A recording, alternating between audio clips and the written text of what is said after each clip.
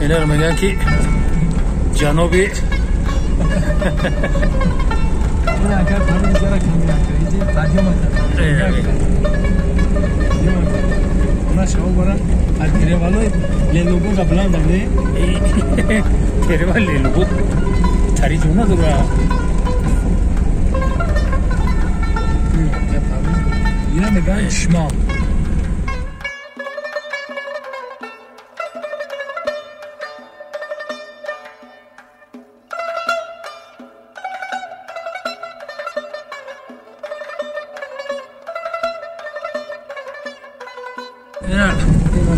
باور کنیم بچه این طره هر شافیور جرات ایجان ندارد خدا خواهد ما بانیتی نگرفته شدیم خدا خواهد بلندی ما میرسیم خیلی بلندی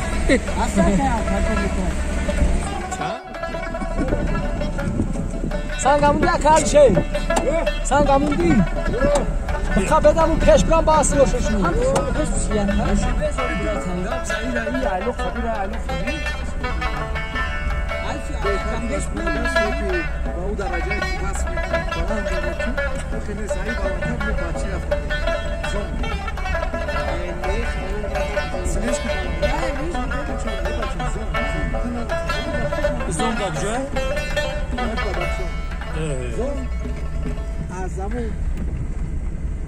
سطح بعد 3000 کیلومتر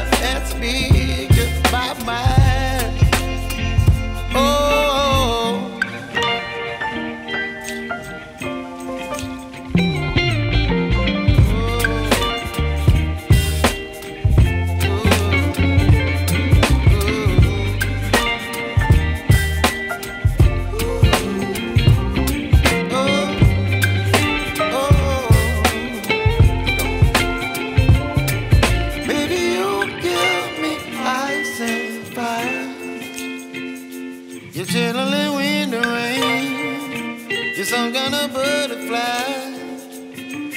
Baby, you give me midnight. You whip up my appetite. Don't leave me here high and dry. Baby, you give me ice and fire. You're channeling wind and rain. You're some kind of butterfly. Baby, you give me midnight. You whip up my appetite. Don't leave me here high and dry.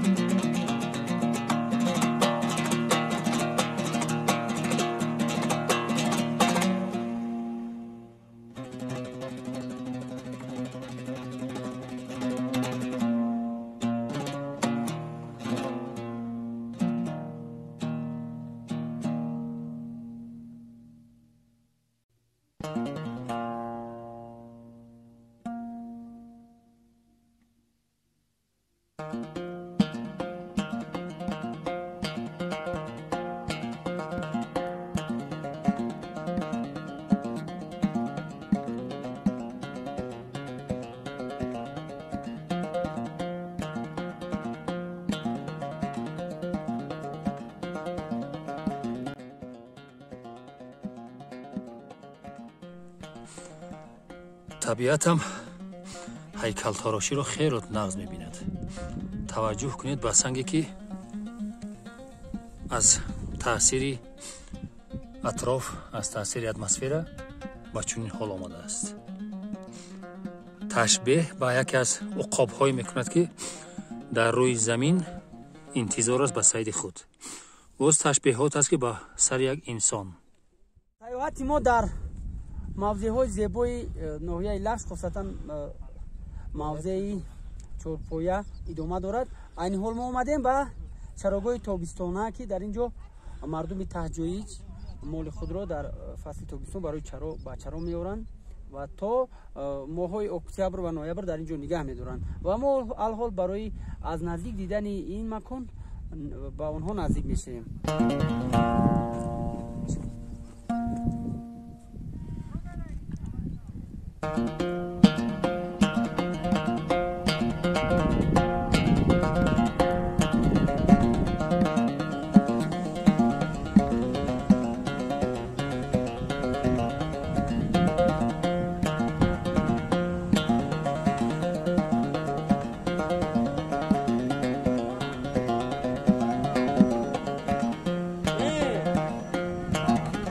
баршай услышь гардуш.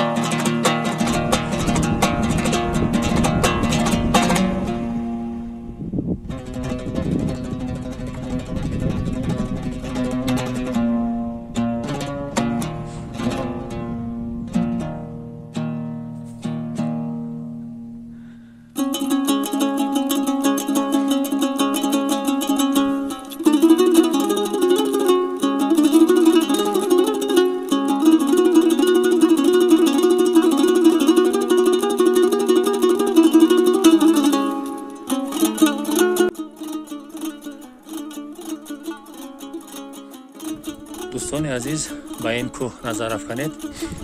شاید در سالهای خیلی دور اینجا ولکان به وجود آمده باشد. برای آن که سنگ‌هایی که در گرد و اطراف وجود دارند به هر نمود از سنگ کبود سر کرده، سنگ سفید، سنگ سوخته شده که این موضع با نام سنگ‌های کبود که خیلی مردم با همین نام اینجا را میشناسند و سیاحان داخلی و سیاحان بیرونه هم برای تماشای اینجا سفربر کردند. دوستان عزیز، نمود از کمتر پایین. سالهای پیش تماشابینان عزیز، اینجا جایگاهی یعنی فصل تابستانه مردمی دهه نزدیکترین به اینجا دهه پیلدون میانه می باشد که چارواهای خود را گرفته به این مکان آمده تابستان دراز هم استراحت میکردند و هم با روغن خودی و قروت ذخیره برای زمستان.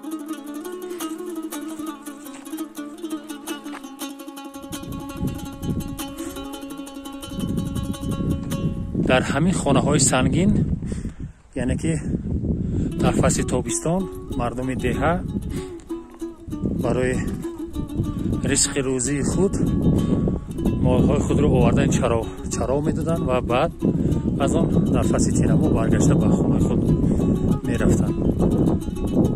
афсуски солҳои охир мардум таваҷҷӯҳашон ба ин шакл хело дур шудааст.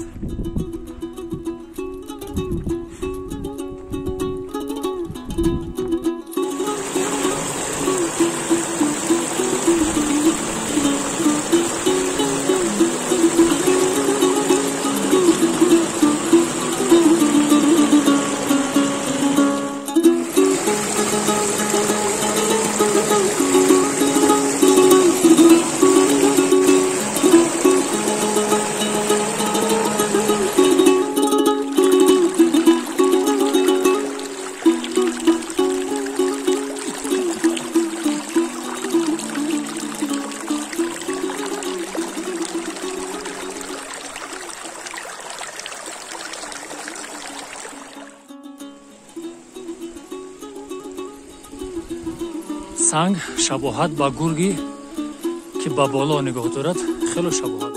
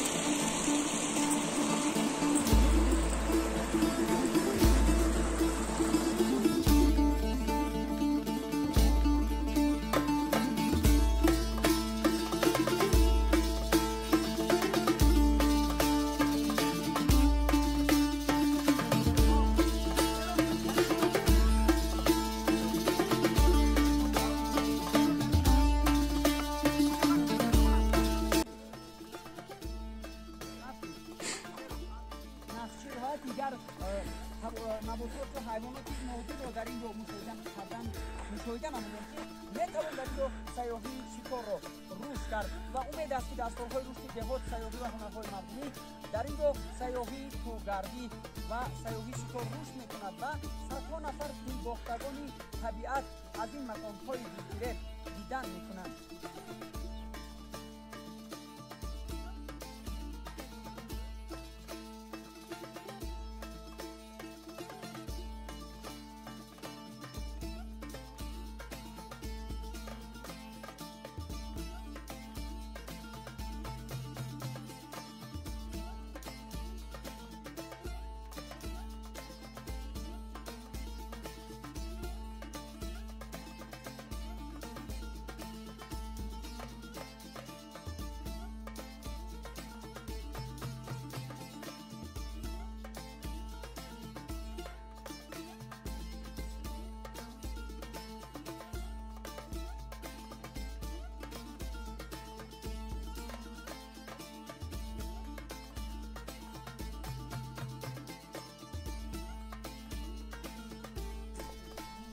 واقعا هم دهه پیلدون در بین کوههای سربسمو مسکن گرفته است که جالب دقت است. هنگامی که شخص از بلندی این دهه را تماشا میکند واقعا هم یک جهان تاثیرات میبردارد و لازم از ذکر خاص است که مردم اینجا با چربه‌داری و باغداری مشغولند و با رشد ساحه کشاورزی سهم ارزنده دارند و همه ساله زحمت دست مردم این دهه را ساکنان پایتخت نیز دسترس میکنند و از زحمت دست آنها برخوردار هستند و لازم به ذکر خاص است که هر نفری که به این مکان تشریف می‌آورد البته که با خاطرات نیک به وطن برمیگردد و ما نیز در همین جا که برنامه ما خود را به انجام می‌رسانیم از دیدن این مکان‌های زیبا یک جهان تاثیرات نیک برداشتیم.